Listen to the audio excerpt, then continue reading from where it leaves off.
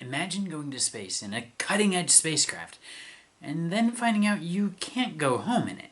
That's what happened to NASA astronauts Butch Wilmore and Suni Williams, the two crew members of Boeing's troubled Starliner test flight. After months of delays because of helium leaks, thruster problems, and propulsion issues, they're finally home.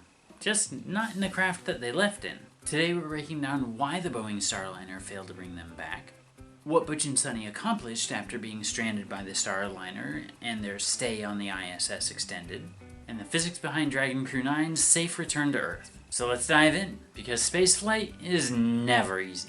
I'm Ben, this is Physics or Bust. Alright, so why couldn't Starliner do the job it was built for? NASA and Boeing faced three major problems. First, they had helium leaks in Starliner's propulsion systems. Starliner relies on helium pressurized thrusters in order to deorbit and maneuver. Multiple helium leaks were discovered in flight, raising serious concerns about the craft's ability to have a safe re-entry. And here's a fun fact. Helium is critical because it maintains the pressure needed for fuel flow. Without it, the thrusters can't operate properly. Second, they had multiple thruster failures. 5 of Starliner's reaction control thrusters failed during docking maneuvers with the ISS. Boeing engineers were able to recover 4, but 1 remained completely offline, which is not good for a precision deorbit. Third, there were concerns regarding the parachute. NASA detected an issue with the Starliner's parachute load limit, which means that the parachutes might not deploy correctly. And if the chutes don't work, that's a catastrophic scenario. The spacecraft would smash into the ocean at speeds no human could survive. With too many unknowns, NASA opted for safety first, and that's why the Starliner left without its original crew, Butch and Suni, who instead came home in the SpaceX Dragon capsule, aptly named Freedom. Now, being stranded in space isn't all bad, especially if you're a highly trained astronaut. Despite the unexpected extension, part of all spaceflight missions is being ready for contingency scenarios. So while NASA, Boeing, and SpaceX figured out the plans to get them home, Butch and Suni made the most of their time on the ISS. Here's what they worked on: space medicine and human adaptation studies. Butch and Suni participated in long-duration human physiology studies, helping NASA gather critical data on how extended spaceflight impacts muscle loss, bone density, and cognitive function. This research will be key for future missions to the Moon with Artemis and Mars later on. Testing NASA's new spacesuit prototypes. The ISS is the perfect testing ground for spacesuits that will be used on lunar missions through Artemis. Butch and Suni helped evaluate next-gen materials designed for extreme temperature fluctuations. And speaking of next-gen stuff, they also assisted in testing automated cargo transfer systems, which will streamline supply missions to the ISS and beyond. This tech is essential for NASA's Gateway Lunar Station, a future station much like the ISS, but it'll be orbiting the Moon. Another task they assisted with is preparing for the International Space Station's future, or rather its end. With the station expected to be decommissioned around 2030, Butch and Suni helped assess aging station components, ensuring it stays functional for its remaining years. Even though their return was delayed, their time wasn't wasted. They contributed to key research that will help NASA build a future beyond Earth. The craziest part of this whole thing is that for a mission that was only planned for 8 days, Butch and Suni have some amazing stats. They spent 286 days in space and completed 4,576 orbits around the Earth, logging over 121 million miles in the process.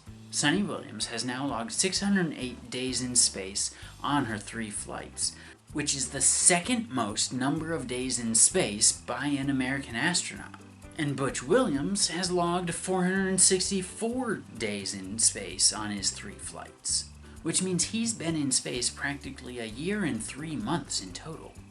Alright, let's talk about the physics of getting home, because returning from orbit isn't just hitting reverse. As part of its descent back to Earth, the Dragon crew capsule performs a deorbit burn, reducing its velocity by about 220 miles per hour. This slight drop in speed alters its trajectory, causing it to fall into a lower orbit until it hits the upper atmosphere. At 15,500 miles per hour, the Dragon capsule slams into Earth's atmosphere, which creates extreme compression heating. The Dragon capsule is intentionally oriented so that the bottom of the capsule, which is a heat shield, is going through the atmosphere first. The heat shield experiences temperatures exceeding 3,500 degrees Fahrenheit, hot enough to melt steel. But with the heat shield, designed specifically for the purpose of re-entry, and the cooling systems inside, the crew inside the capsule stays at a pretty comfortable temperature, safely insulated from the extreme temperatures going on the outside of the capsule. Here's a fun fact. 80% of all the deceleration that happens during re-entry happens because of atmospheric drag before the parachutes ever deploy.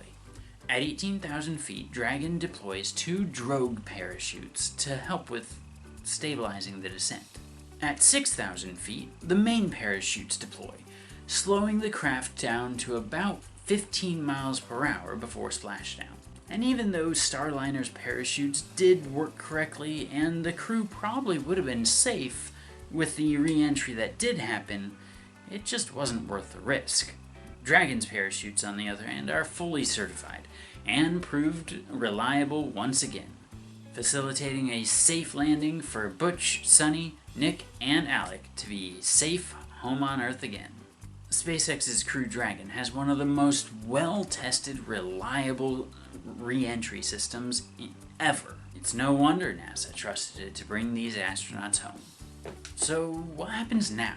For one, Boeing engineers are already working on fixes to make sure that the Starliner's problems don't happen again on any future missions. And like I say with the problems Starship has had, we'd rather have the problems happen early on in the development stages so that we get them fixed before we start producing more and more of them, and so that future spacecraft are even more safe and more reliable. Butch and Suni have finally reunited with their families after spending more months in orbit than the number of days they had planned to stay. One thing is clear: every challenge in spaceflight teaches us something new. And that's how we keep moving forward. So what do you think? Should NASA keep investing in Starliner to make sure we don't have just one company that can send astronauts up into space? Or is SpaceX the better long-term option? Let me know in the comments below. If you enjoyed this video, I think you'd like this book. I have an affiliate link in the description below. I do get a small commission, but it doesn't cost you any extra. For more space and science news and updates, make sure to like and subscribe, and remember, keep asking questions. I'll see you on the next video.